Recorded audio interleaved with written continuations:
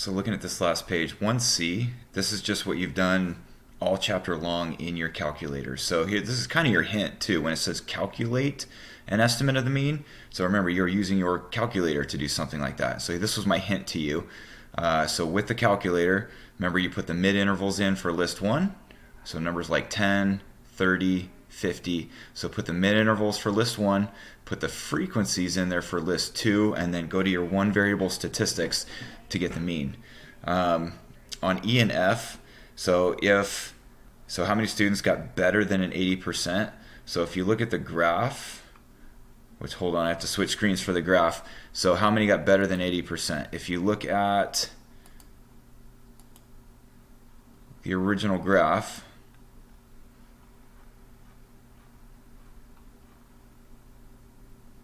so right here is my 80% mark. So how many got better than 80%? So if you trace the 80 up, see how it hits this point right here? This is supposed to be at 114.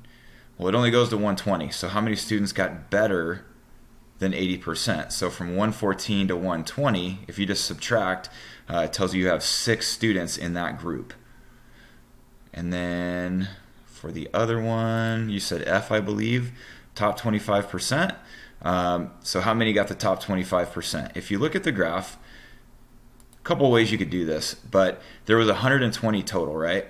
So when you say the top 25%, well, what's 25% of 120?